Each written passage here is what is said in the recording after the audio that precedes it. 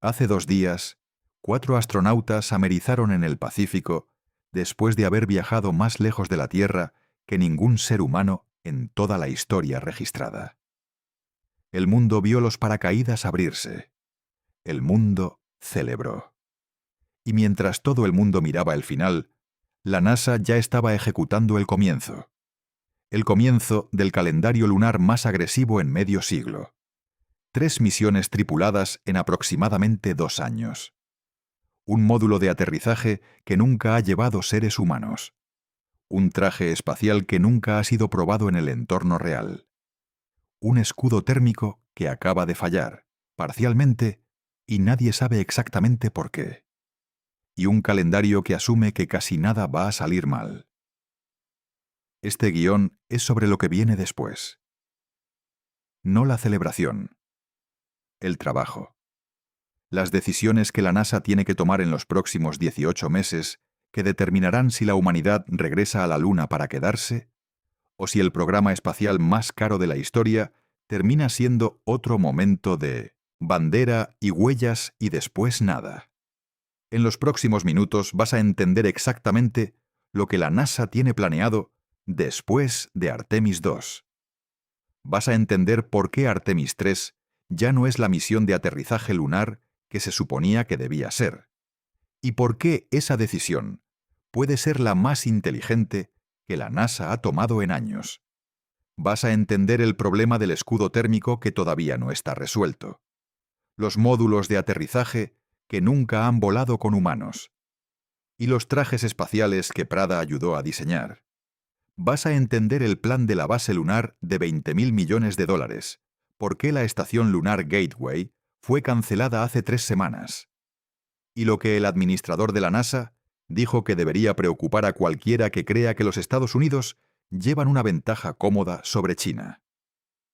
Y al final tendrás una respuesta específica a la pregunta que la celebración obscurece. ¿Es real esta vez solo lo esencial?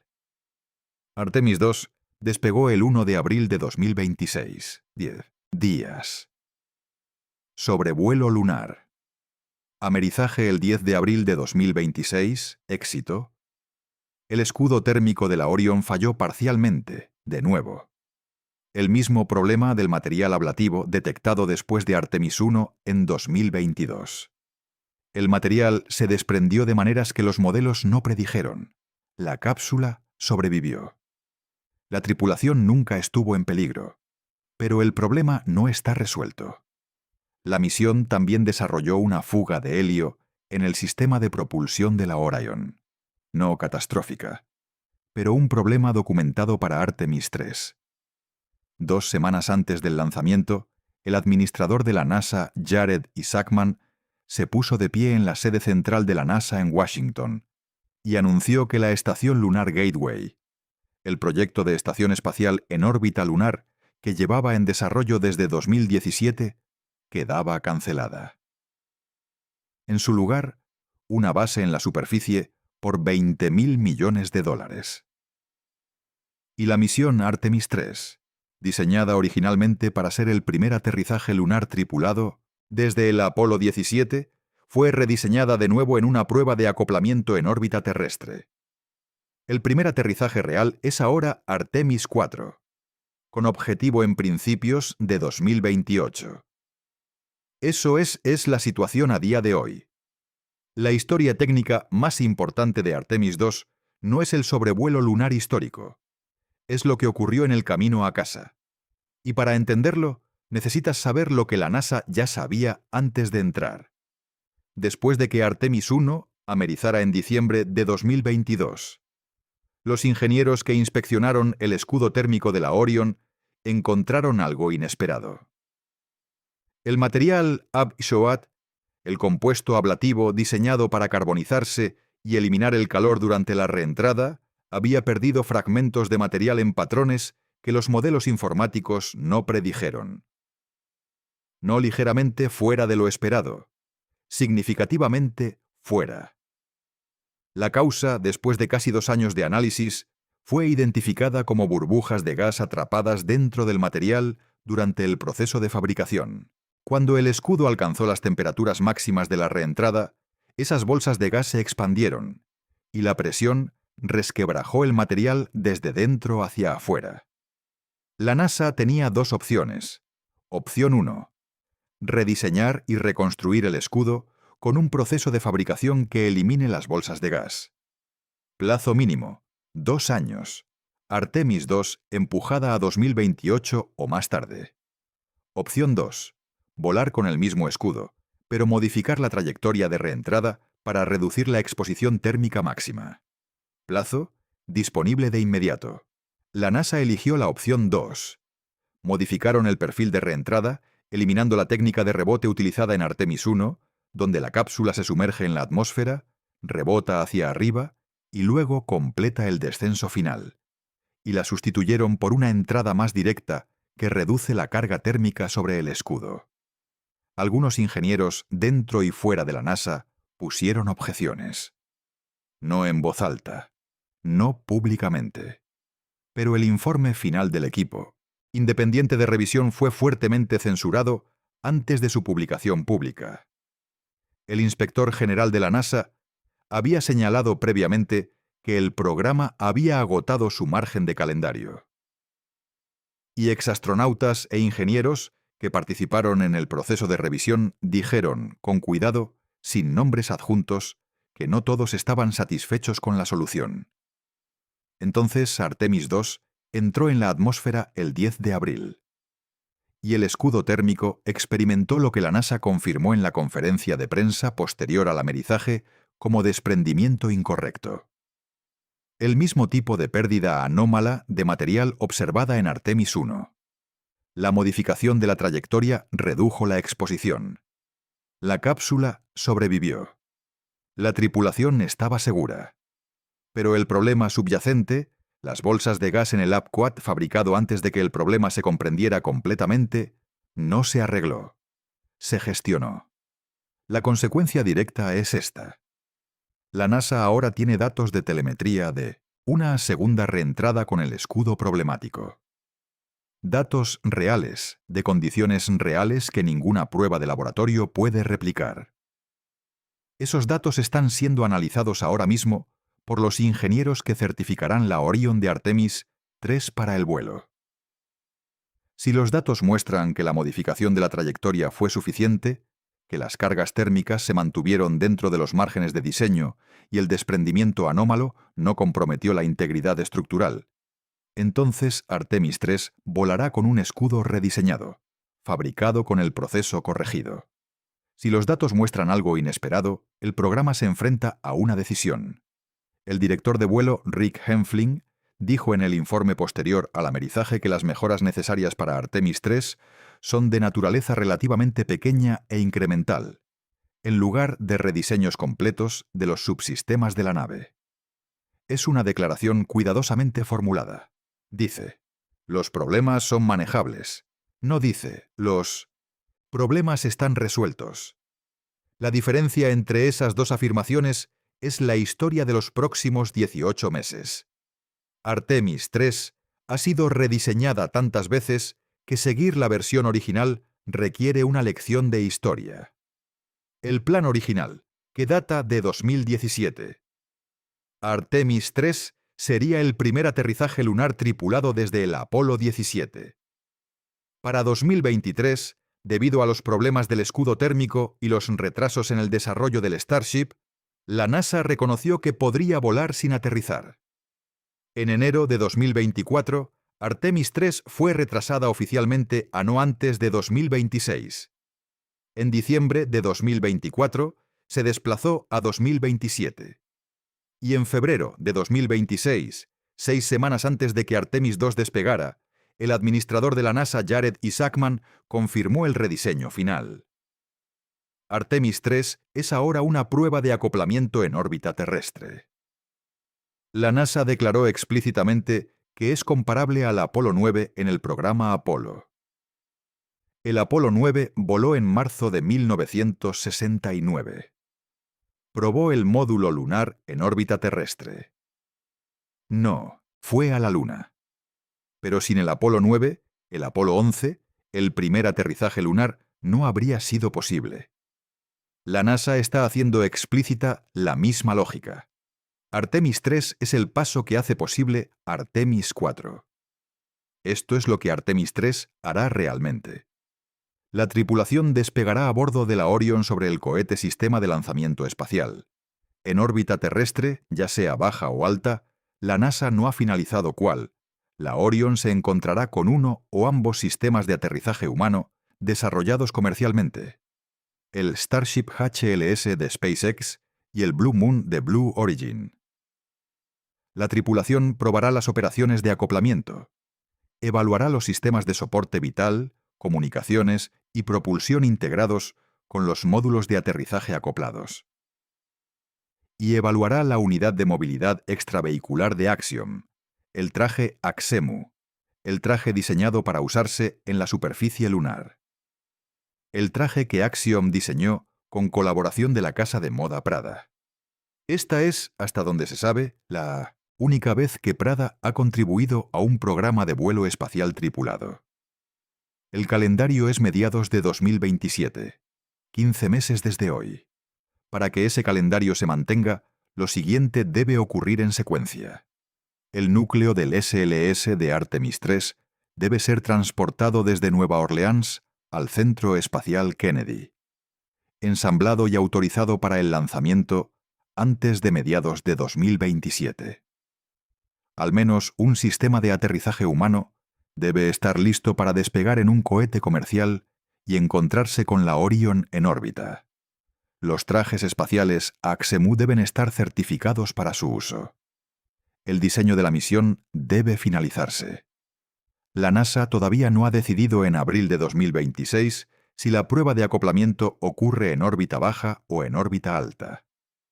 Y el problema del escudo térmico de la Orión debe ser comprendido lo suficientemente bien como para que la NASA confíe en que la cápsula de Artemis 3, construida con el proceso de fabricación corregido, es segura.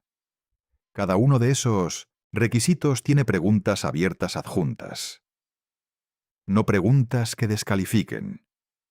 Abiertas, que es precisamente la situación en la que la NASA ha estado en cada etapa del programa Artemis. Un programa que ha estado, como señaló un inspector de la NASA, operando consistentemente al límite de su margen de calendario.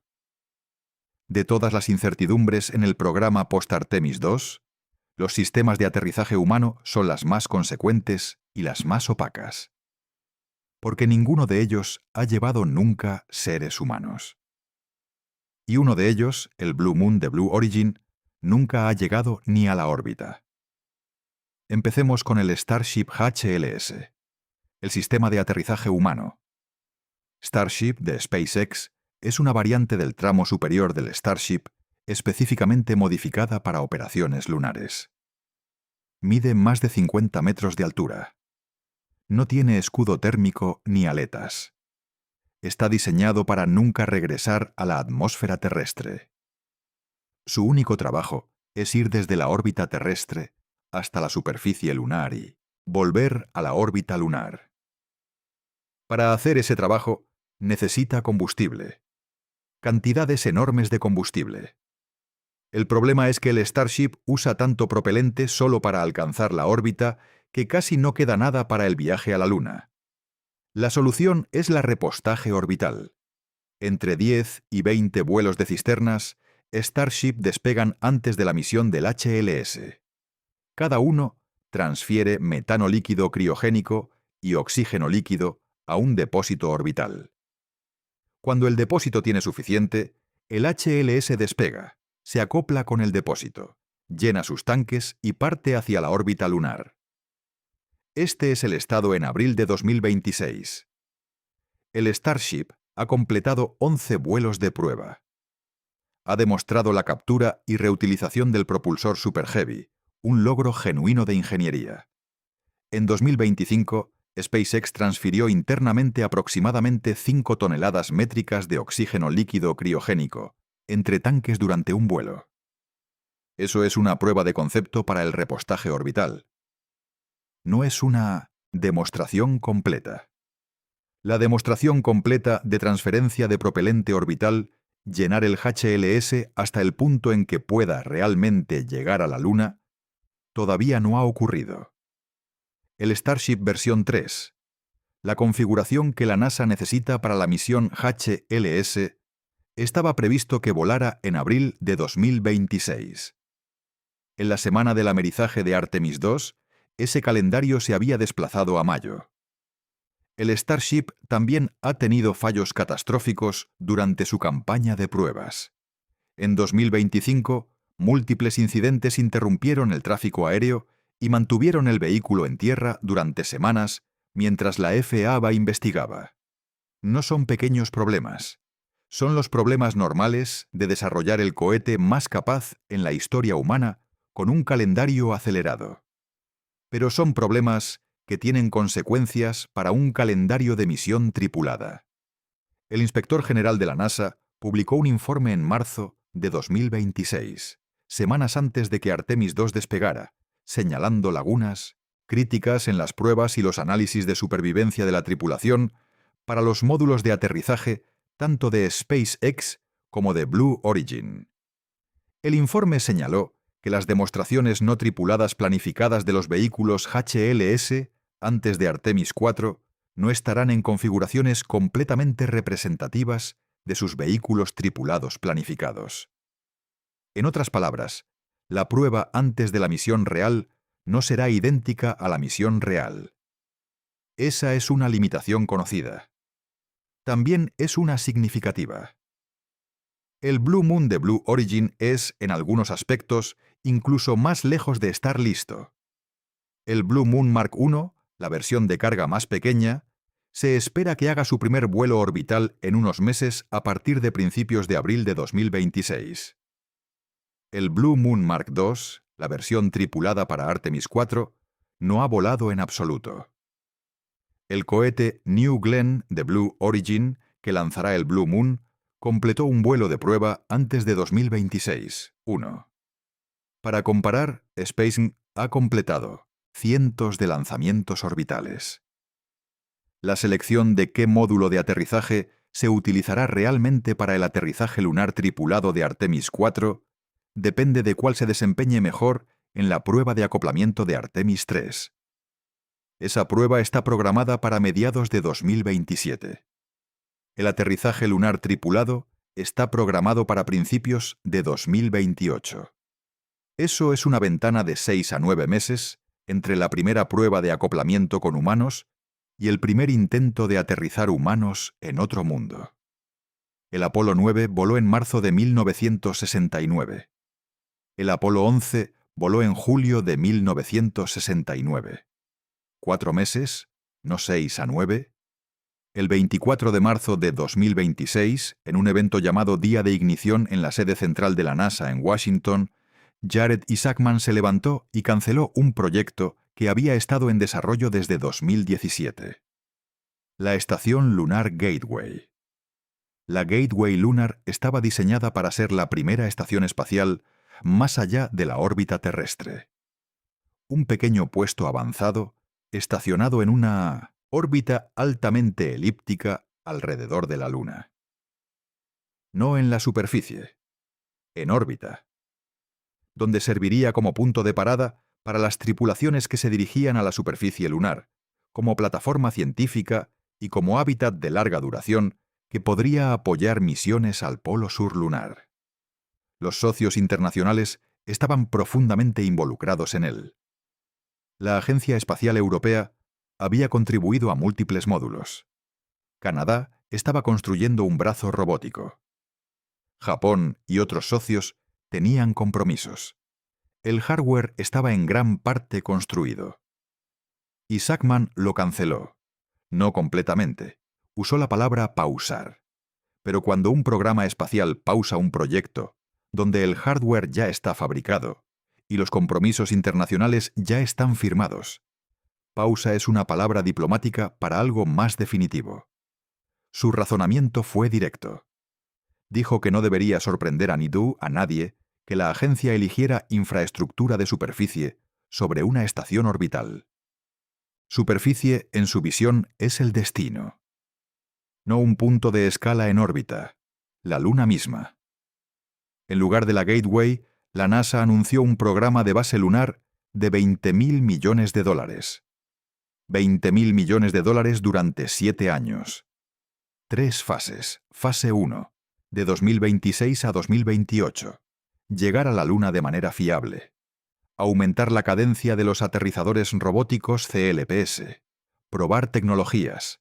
Seleccionar una ubicación para la base en el polo sur lunar. Fase 2, de 2028 a 2032. Infraestructura temprana.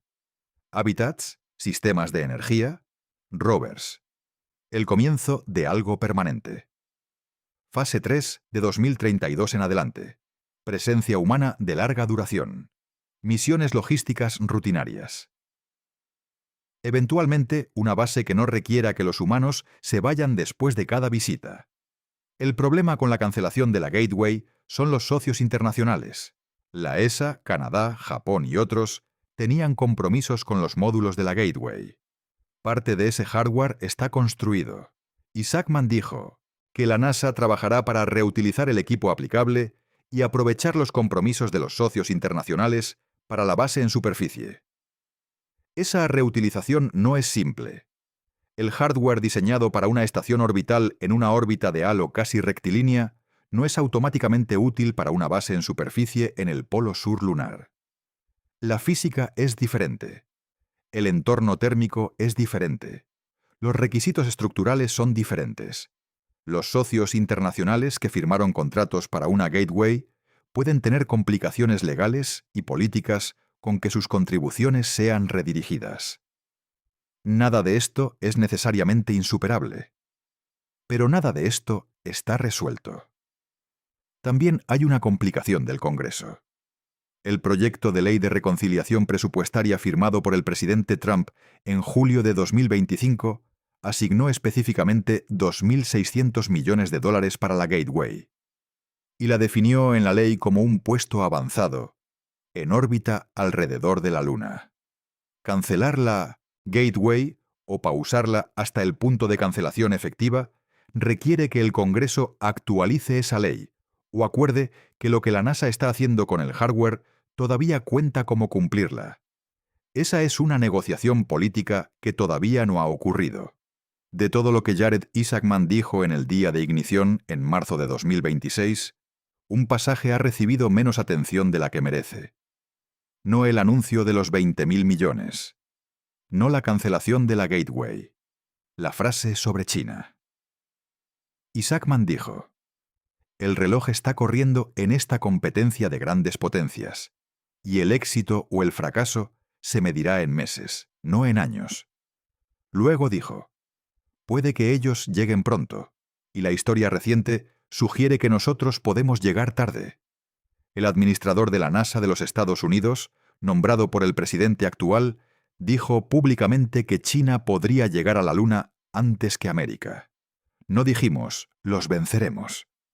Puede que ellos lleguen pronto. Puede que nosotros lleguemos tarde. El programa lunar tripulado de China tiene como objetivo un aterrizaje antes de 2030. Múltiples funcionarios chinos han declarado este objetivo. El cohete Marcha Larga 10, el equivalente chino del SLS para misiones lunares, está en desarrollo. La nave espacial Mengzhou, el equivalente chino de la Orión, está en desarrollo. El historial de China en la última década incluye aterrizar en la cara oculta de la Luna con Chang'e 4, traer muestras de la Luna con Chang'e 5, aterrizar en Marte con Tianwen 1 y construir la estación espacial Tiangong. No son logros en papel. La comparación relevante no es quién aterriza en la Luna primero. La comparación relevante es quién establece una presencia permanente primero. Una bandera americana plantada en 1969 no se tradujo en una presencia lunar permanente. Tampoco lo hará un único aterrizaje en 2028. Por lo que Isaacman y la NASA están realmente compitiendo con China es por la pregunta de la infraestructura. ¿Quién construye primero la instalación de extracción de hielo de agua en el polo sur lunar? El hielo de agua presente en cráteres permanentemente en sombra en el polo sur lunar, puede dividirse en hidrógeno y oxígeno. El hidrógeno y el oxígeno son propelente de cohete. La nación que controle la extracción de hielo de agua en el polo sur lunar puede repostar naves espaciales en la Luna. Puede extender su alcance por todo el sistema solar interior. Y tiene una razón permanente y funcional para estar en la Luna que no requiere reabastecimiento desde la Tierra. Eso es lo que el programa de base lunar de $20.000 millones está realmente tratando de asegurar. Si Artemis 3 tiene éxito a mediados de 2027, el programa avanza a Artemis 4 a principios de 2028. Y Artemis 4 es la misión que realmente importa. El primer aterrizaje lunar tripulado desde diciembre de 1972. Los primeros seres humanos en el polo sur lunar. El perfil de la misión es el siguiente. El SLS lanza la nave Orion, con 4 astronautas. La Orion transita hasta la órbita lunar. Uno de los sistemas de aterrizaje humano, ya sea el Starship HLS o el Blue Moon, el que esté más preparado ya está esperando en órbita lunar, lanzado con anticipación en un cohete comercial. 2 de los 4 astronautas se transfieren desde la Orion al módulo de aterrizaje. Descienden al polo sur lunar. Pasan aproximadamente una semana en la superficie. Realizan paseos espaciales. Recogen muestras. Despliegan instrumentos científicos, regresan a la órbita lunar y se acoplan con la Orion. Los 4 astronautas vuelan a casa. Ese es el plan. El plan asume que el módulo de aterrizaje funciona. Asume que el sistema de soporte vital del módulo funciona. Asume que el motor de ascenso del módulo funciona. Asume que los trajes espaciales funcionan en el entorno lunar real. Y asume que no ocurre ninguna anomalía que requiera una decisión que nadie ha tenido que tomar en 50 años. ¿Qué haces si 2 astronautas están en la superficie de la Luna y algo falla? El Apolo no tenía respuesta a esa pregunta. El módulo lunar del Apolo tenía un único motor de ascenso. 1. Si no se encendía, los astronautas en la superficie estaban allí permanentemente. Los sistemas de aterrizaje de Artemis son más capaces, con sistemas redundantes. Pero el problema fundamental de la presencia humana en la superficie lunar, sin capacidad de regresar a la Tierra, es el mismo problema que enfrentó el Apolo. El informe del Inspector General de la NASA de marzo de 2026 señaló esto específicamente. Las demostraciones no tripuladas planificadas de los vehículos HLS antes de Artemis 4 no estarán en configuraciones completamente representativas. El aterrizaje real tripulado será, en un sentido significativo, la primera prueba completa del sistema con humanos a bordo. Eso no es un fracaso del programa. Eso es lo que es la exploración. El Apolo 11 fue la primera vez que alguien aterrizó realmente en la Luna. Pero la brecha entre la confianza en las pruebas y la preparación operacional en 2028 es real y está documentada. En el día de ignición y de nuevo en la conferencia de prensa posterior al amerizaje de Artemis II, Jared Isaacman asumió un compromiso específico. La NASA devolverá estadounidenses a la Luna antes del final del mandato actual del presidente Trump. El mandato actual del presidente Trump termina en enero de 2029. Eso significa un aterrizaje lunar tripulado antes de enero de 2029. Artemis 4 tiene como objetivo actualmente principios de 2028. Ese es un margen cómodo, en papel.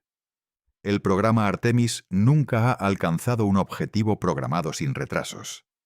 Artemis 1 debía volar en 2020.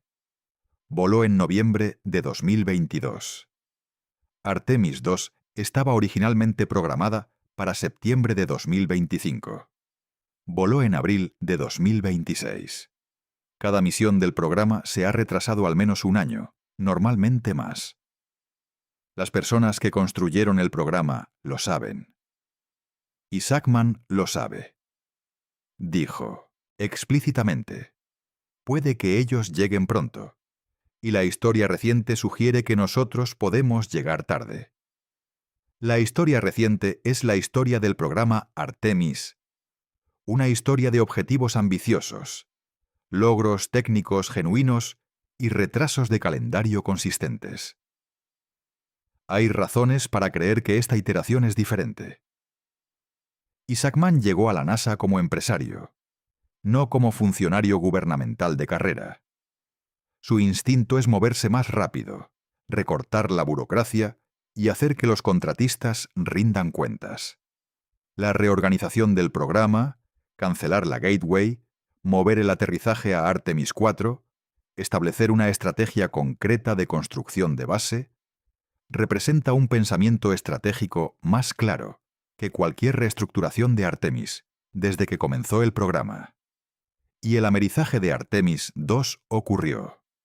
La tripulación está en casa. Los datos están en mano. La siguiente misión está siendo planeada. Pero Isaacman también heredó un programa que pasó una década construyendo hardware. El SLS cuesta aproximadamente $4.000 millones por lanzamiento. El problema del escudo térmico existe debido a decisiones de fabricación tomadas años antes de que Isaacman llegara. Los contratistas del HLS llevan retrasos por razones que preceden al nombramiento de Isaacman. Heredar esas realidades mientras se promete vencer a un rival geopolítico a la Luna, antes de 2029, es un tipo muy específico de desafío. El tipo donde la visión es clara y la ejecución es la parte difícil. Todos los aterrizajes del Apolo fueron en la región ecuatorial de la Luna. No porque la NASA lo prefiriera, sino porque la región ecuatorial es técnicamente más sencilla. El Sol sale y se pone de manera predecible. La iluminación es manejable. Las comunicaciones con la Tierra son directas. La superficie es relativamente plana. El polo sur lunar no es nada de eso. El polo sur es donde están las sombras permanentes. Cráteres que no han visto la luz solar en miles de millones de años. Lo suficientemente fríos, alrededor de 250 grados bajo cero, como para atrapar y preservar hielo de agua. Hielo de agua que ha sido confirmado por la misión LCROSS en 2009, los datos orbitales del LRO y el análisis de muestras de Chang'e 5. Hielo de agua que representa el recurso estratégicamente más valioso en la Luna. Pero aterrizar allí es más difícil que cualquier aterrizaje del Apolo por un margen significativo. Las condiciones de iluminación en los polos son extremas. Las áreas iluminadas pueden estar en luz solar continua durante meses, útil para la energía solar, pero la geometría del terminador se mueve de manera diferente que en la zona ecuatorial. El terreno es más accidentado. Los cráteres están en todas partes. Las zonas de aterrizaje cercanas al hielo están en sombra permanente, lo que significa que no hay energía solar directa en el sitio de aterrizaje. Las comunicaciones con la Tierra son limitadas porque estás cerca del limbo de la Luna tal como se ve desde la Tierra. Si esto tiene éxito, la humanidad habrá hecho algo genuinamente nuevo. No regresado a la Luna de la manera en que el Apolo regresó a la Luna. Ir a un lugar en la Luna al que nunca se ha llegado. Donde existen los recursos que podrían hacer económicamente viable la presencia humana permanente en el sistema solar interior. Donde una base podría apoyar no solo misiones mensuales, sino ocupación humana continua. Donde el comienzo de algo permanente podría empezar realmente. Hay un elemento del plan de aterrizaje lunar de Artemis que no recibe cobertura seria en los titulares sobre la cancelación de la Gateway o el anuncio de la base lunar, y que posiblemente importa más para la seguridad de la tripulación en el polo sur lunar que el escudo térmico o los módulos de aterrizaje. Los trajes espaciales. Los trajes lunares del Apolo fueron desarrollados por ILC Dover y Hamilton Standard durante años de pruebas iterativas. Fueron probados en cámaras de vacío, en análogos geológicos, en instalaciones de entrenamiento bajo el agua y en 12 lunanautas en 6 misiones. Para cuando Gene Cernan caminó en la Luna en diciembre de 1972, los trajes tenían un historial. Los trajes de Artemis todavía no tienen ese historial. La NASA seleccionó a Axiom Space para desarrollar el traje espacial de Artemis, oficialmente llamado Unidad de Movilidad Extravehicular de Axiom, o AXEMU. El AXEMU fue diseñado con colaboración de Prada, la casa de moda italiana de lujo, específicamente para regulación térmica, movilidad y resistencia al polvo lunar. Esta colaboración es real y está documentada. La experiencia de Prada en ciencia de materiales contribuyó a la capa exterior blanca del traje y al diseño térmico. No es una campaña de marketing. Pero también es la primera vez que un programa de desarrollo de traje lunar ha involucrado a una casa de moda. Y ese es un hecho que vale la pena señalar. El AXEMU está diseñado para el entorno del polo sur lunar. Las temperaturas van desde la iluminación constante en algunas áreas hasta 250 grados bajo cero en cráteres permanentemente en sombra cercanos. El traje debe aislarse contra ese frío. Debe proteger contra el polvo lunar, un peligro que los astronautas del Apolo describieron como omnipresente y abrasivo, adhiriéndose a cada superficie y degradando el equipo. Debe permitir a los astronautas doblarse, agacharse, alcanzar y trabajar durante horas. El plan para Artemis 3 incluye evaluar el AXEMU en el entorno orbital, no en la Luna. En órbita terrestre, la prueba real de si el traje funciona en el polo sur lunar ocurrirá durante Artemis 4. La primera vez que el AXEMU sea usado en el polo sur lunar será cuando 2 astronautas lo lleven puesto para caminar por el polo sur lunar. Esa es la prueba operacional. Eso es lo que el programa llama probar el traje en el entorno real. La pregunta que subyace a todo esto es la pregunta que probablemente ya te estás haciendo. Hemos escuchado calendarios ambiciosos de Artemis antes. Hemos visto los plazos retrasarse años. Hemos visto una misión emblemática rediseñada en algo diferente. Luego rediseñada de nuevo. Luego rediseñada por tercera vez. ¿Es real esta vez? Esto es lo que es diferente. Artemis 2 acaba de ocurrir. La tripulación está en casa. Los datos están en mano. Los sistemas han sido probados en el entorno real del espacio profundo. La pelota está rodando de una manera en que nunca había rodado antes en el programa Artemis. Esto es lo que todavía es incierto. El escudo térmico no ha sido reparado. Ha sido gestionado. Los módulos de aterrizaje nunca han volado con humanos. El nuevo tramo superior del SLS no ha sido certificado. Las complicaciones de los socios internacionales por la cancelación de la Gateway no están resueltas. Y el administrador del programa hizo una admisión pública de que América puede no vencer a China a la Luna. Respuesta honesta. ¿Es real esta vez? Es esta. Es más real de lo que nunca ha sido. El hardware existe. Las misiones están definidas. Las personas que dirigen el programa entienden la urgencia de una manera que las administraciones anteriores no lo hacían. Y la fecha límite política, antes de enero de 2029, crea una función de forzamiento que el programa nunca ha tenido antes. Pero el programa Artemis ha sido más real en cada etapa que en la anterior. Y en cada etapa ha tardado más de lo que nadie dijo. Lo que cambia ese patrón no es la ambición, es la ejecución. Y la ejecución se decide no en las conferencias de prensa y los anuncios, se decide en los próximos 18 meses. En la prueba de acoplamiento de Artemis 3.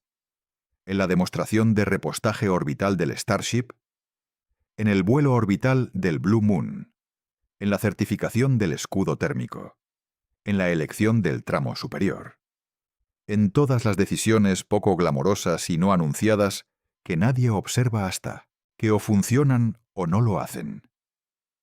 En la conferencia de prensa posterior a Artemis II en Houston el 11 de abril, Reed Wiseman tomó el micrófono por segunda vez después de las declaraciones formales de la tripulación.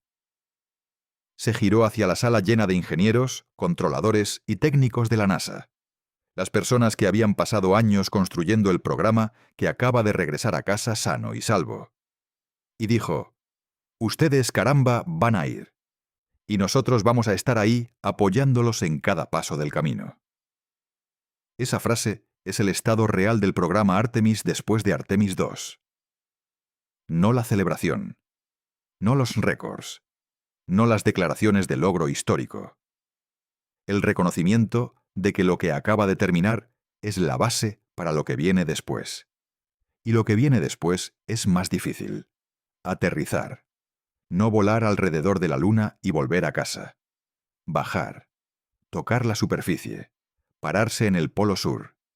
Y, si el plan de $20.000 millones se mantiene y el calendario no se retrasa, y los módulos de aterrizaje funcionan, y los trajes funcionan, y el calendario es real esta vez, empezar a construir algo que se quede. Los paracaídas están abajo. La tripulación está en casa. Los datos están en mano. Y el reloj que Jared Isaacman describió, el que corre en meses, no en años, está corriendo. Se integra después del acto 6. Hay un problema técnico en el programa post-Artemis II que recibe casi ninguna cobertura, pero que importa enormemente para el calendario. El tramo superior del sistema de lanzamiento espacial. El SLS que lanzó Artemis I y Artemis II usó un tramo superior llamado Etapa de Propulsión Criogénica Provisional, o ICPS, por sus siglas en inglés. Provisional está en el nombre porque siempre fue pensado para ser temporal.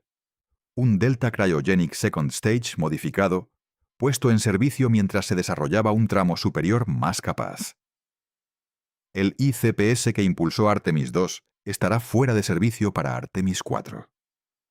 La NASA había estado desarrollando un tramo superior más potente llamado Etapa de Exploración Superior, o EUS. En febrero de 2026, la NASA canceló el desarrollo del EUS en favor de un diseño estandarizado, citando los retrasos de Boeing en el desarrollo de la estructura futura del tramo superior. La opción de sustitución que se está evaluando actualmente es el tramo superior Centaur V, construido por United Launch Alliance. Este es un tramo de cohete real con un historial de vuelos real. Pero no ha sido certificado para uso en el SLS. No ha sido clasificado para tripulación, para misiones tripuladas. Y necesita estar listo para Artemis IV a principios de 2028. Eso es menos de 2 años desde hoy. Certificar un nuevo tramo superior para vuelos espaciales tripulados en menos de 2 años es un calendario agresivo. Es uno más en la lista de cosas que deben resolverse antes de que Artemis IV pueda despegar. En los días después del amerizaje de Artemis II, el análisis postmisión se centró casi enteramente en el escudo térmico. Pero hubo otra anomalía. El sistema de propulsión de la Orion desarrolló una fuga de helio durante la misión. El módulo de servicio europeo, el cilindro unido a la parte trasera del módulo de tripulación de la Orion, construido por Airbus para la Agencia Espacial Europea, usa helio para presurizar sus tanques de propelente. El helio empuja la hidracina y el tetróxido de nitrógeno fuera de los tanques y hacia el motor. Sin presión de helio adecuada, el sistema de propulsión no funciona de manera fiable. La fuga no fue catastrófica en Artemis II. La misión tenía suficiente margen de helio para completar todas las quemadas planificadas. Las correcciones de trayectoria, la maniobra de aproximación lunar, las quemadas de retorno, Todas se ejecutaron con éxito. Pero la fuga existió. Y significa que el módulo de servicio europeo de Artemis III necesita ser evaluado y posiblemente rediseñado a nivel del sistema de helio. En el contexto de una misión que se supone que debe encontrarse y acoplarse con módulos de aterrizaje lunares comerciales en órbita terrestre. Una misión que requiere que el sistema de propulsión de la Orion ejecute múltiples maniobras precisas. Una fuga de helio no es una nota al pie. Es un problema de certificación.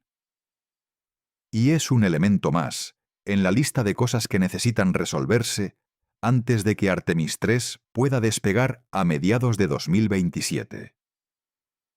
Hay una parte de la estrategia post-Artemis II que no se menciona en los titulares sobre la cancelación de la Gateway o el anuncio de la base lunar. Las misiones robóticas que van primero.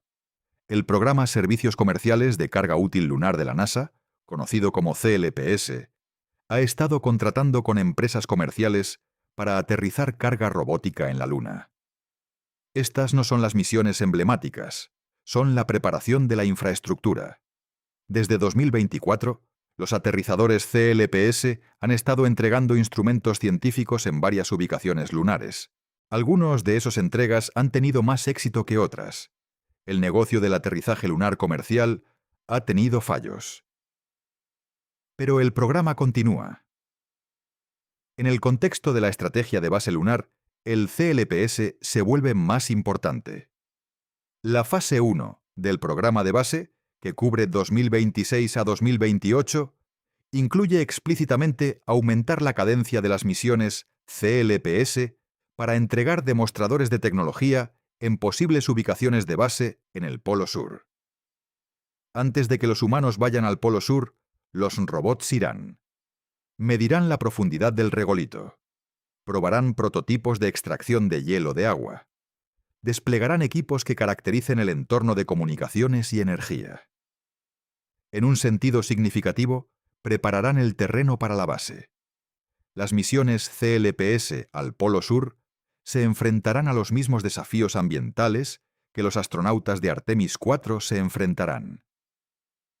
El terreno es accidentado. La iluminación es desafiante. La geometría de comunicaciones es más difícil. Si esas misiones robóticas fallan, proporcionan datos sobre qué corregir. Si tienen éxito, proporcionan capacidad para los humanos que les siguen.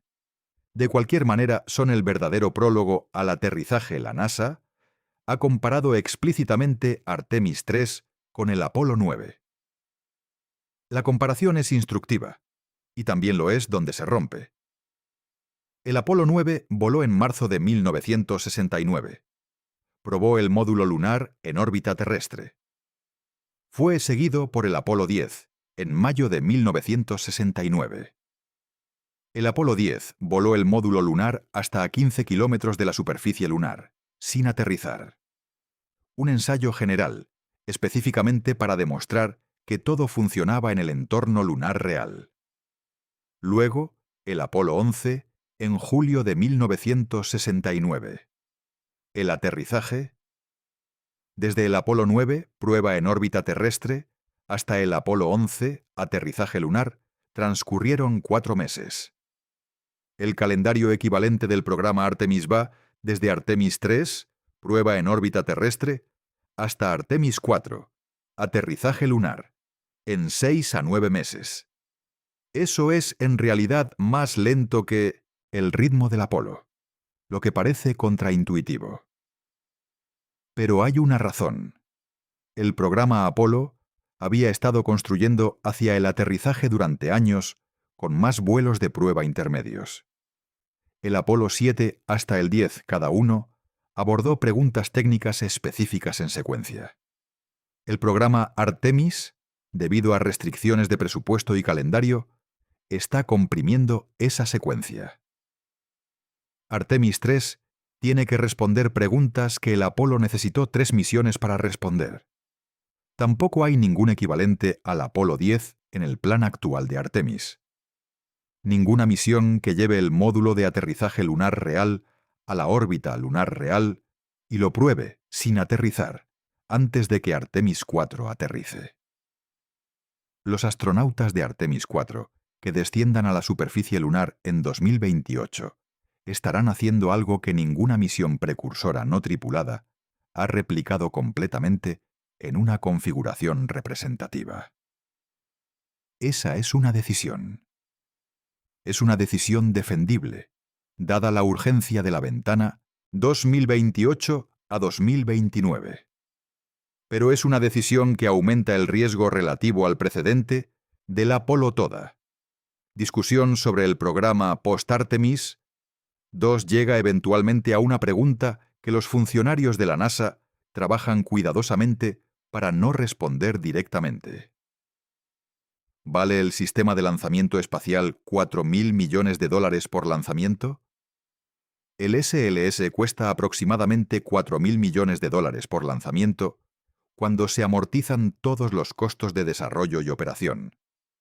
Para comparar, el Falcon Heavy de SpaceX, que ha lanzado satélites comerciales, gubernamentales y militares, cuesta alrededor de $100 millones por lanzamiento. El Starship, cuando esté completamente operativo, tiene como objetivo costos de órdenes de magnitud inferiores. El SLS es el cohete operativo más caro de la historia humana, por un amplio margen.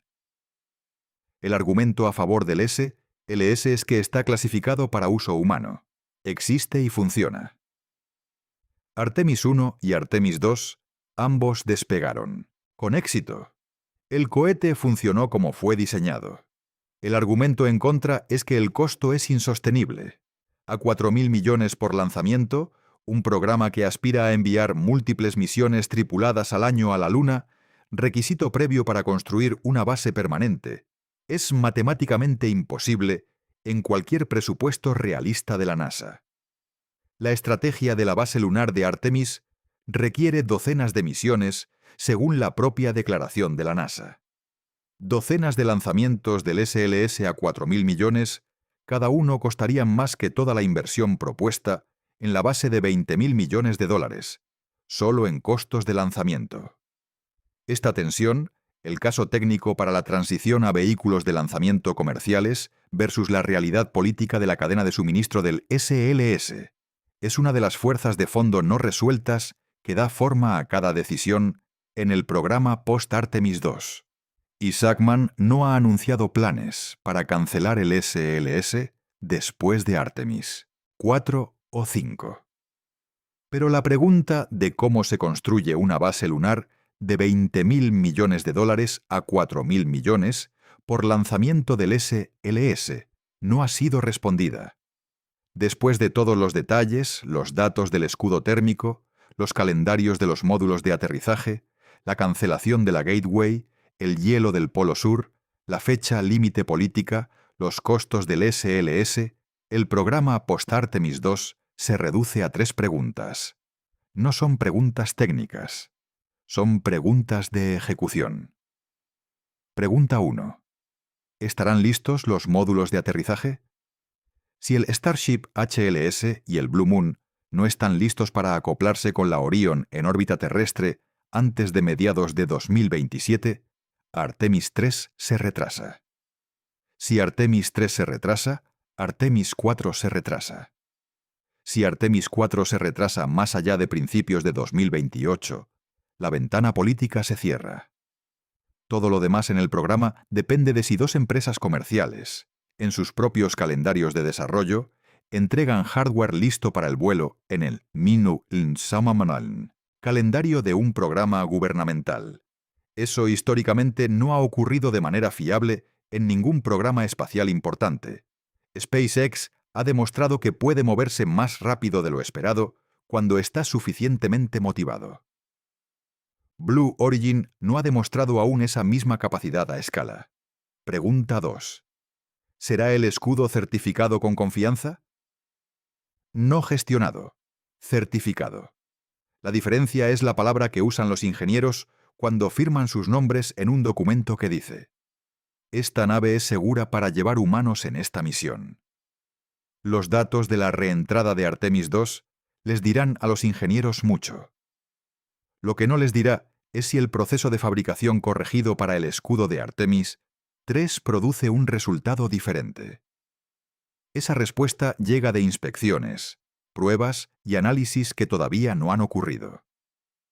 Si el análisis produce duda, no fracaso, duda, ¿en qué umbral el programa procede de todas formas?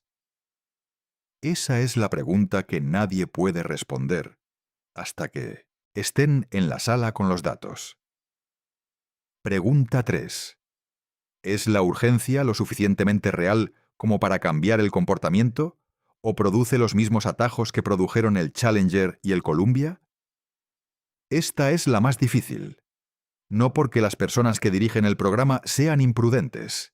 No lo son. Sino porque los incentivos estructurales que producen atajos, las fechas límite políticas, la presión presupuestaria, las relaciones con los contratistas, el impulso del calendario, están presentes en este programa exactamente como estaban en cada programa anterior. La prueba de si las lecciones se aprendieron genuinamente no es si las personas pueden describir las lecciones en briefings. Es si actúan según ellas cuando la presión está encendida y el calendario es ajustado, y la decisión es si decir adelante o parar con información incompleta. Artemis II fue un éxito. Weissman y Glover y Koch y Hansen amerizaron en el Pacífico y el programa tiene lo que necesita para seguir adelante. Los próximos 18 meses determinarán si seguir adelante significa aterrizar en la Luna o significa otra ronda de rediseños y retrasos de calendario y conferencias de prensa donde alguien dice que estamos más cerca que nunca. Ambos resultados son posibles. El trabajo es lo que decide si Artemis IV aterriza a principios de 2028 y el programa continúa sin una interrupción importante. Artemis V está prevista actualmente para finales de 2028. Y Artemis V es cuando comienza realmente la construcción de la base. La fase 1 de la estrategia de base lunar de $20.000 millones de la NASA termina en 2028. Todo lo anterior a eso, Artemis III, IV y las misiones robóticas CLPS, es lo que la NASA llama llegar a la Luna de manera fiable. Demostrar que los sistemas funcionan, establecer el patrón, construir la competencia operacional que el programa Apolo llamó memoria muscular. La fase 2 comienza alrededor de 2028 y se extiende hasta 2032. Esta es infraestructura temprana.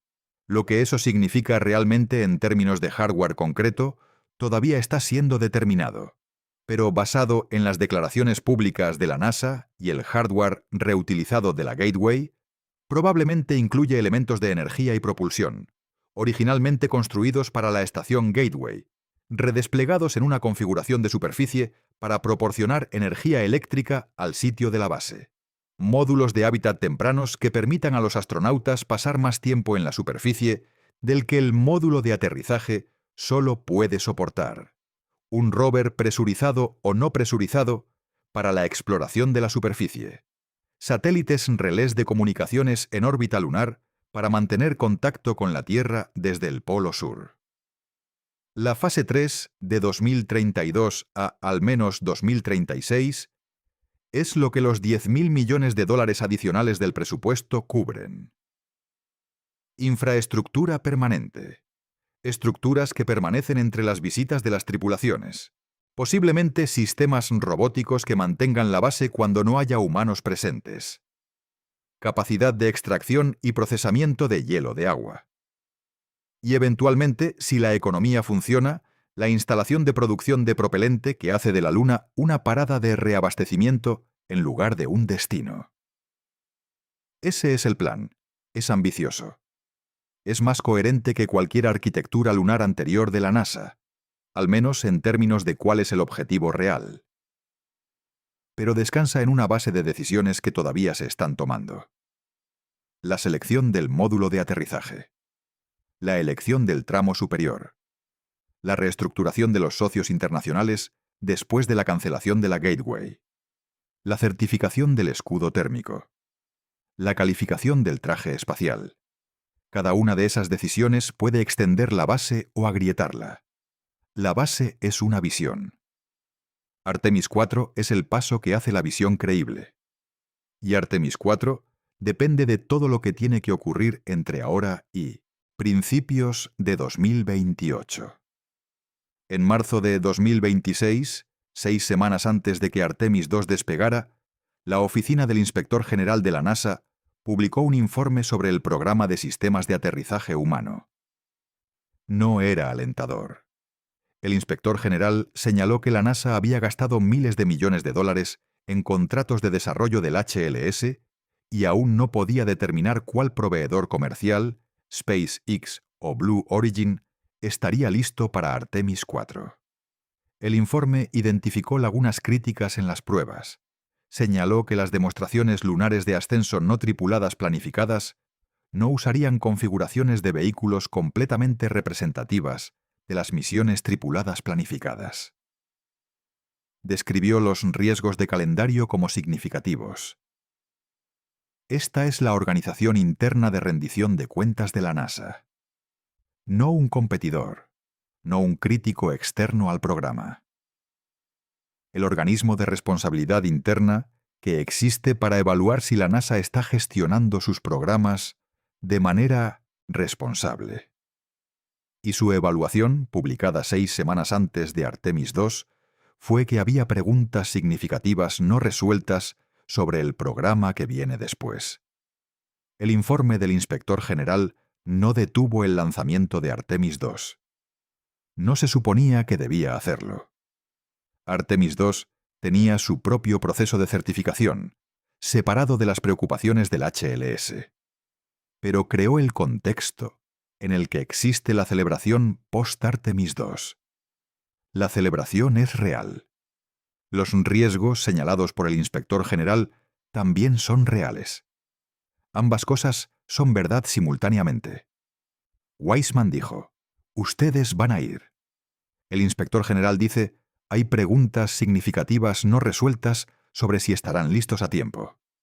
Y Sackman dice, «El reloj está corriendo y podemos llegar tarde». Las tres declaraciones son precisas.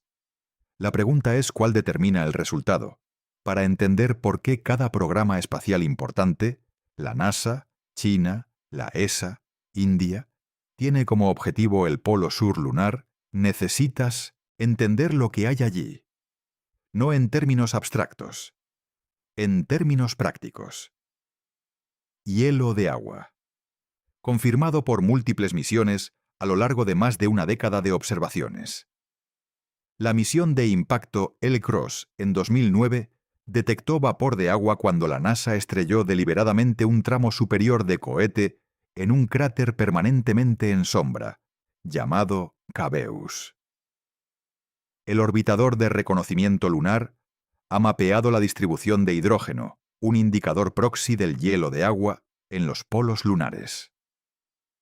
El hielo de agua en la Luna no es interesante, porque los astronautas necesiten agua para beber, aunque la necesitan. El hielo de agua es interesante porque el agua son 2 átomos de hidrógeno y 1 átomo de oxígeno. Separa el agua con electrólisis, hace pasar una corriente eléctrica por ella, y obtienes gas hidrógeno y gas oxígeno. Comprímelos lo suficientemente fríos y se convierten en hidrógeno líquido y oxígeno líquido. El hidrógeno líquido y el oxígeno líquido son el propelente de cohete químico más eficiente que existe. Es lo que queman los motores principales del sistema de lanzamiento espacial. Es lo que quema el tramo superior, un depósito de combustible en la Luna, alimentado por energía solar recogida en picos iluminados cerca del Polo Sur, procesando hielo de agua de cráteres cercanos permanentemente en sombra, podría producir propelente de cohete indefinidamente. Sin reabastecimiento desde la Tierra, una nave espacial que despegue desde la Tierra podría alcanzar la órbita lunar, repostar en la Luna y continuar hacia Marte o hacia el cinturón de asteroides o donde quiera que requiera la misión. La Luna como estación de servicio para el sistema solar interior. Eso es lo que el programa de base de 20.000 millones de dólares está realmente tratando de establecer. No un puesto de avanzada científica. No una bandera y huellas con dirección permanente. Infraestructura. La infraestructura que hace económicamente viable el resto de la exploración del sistema solar.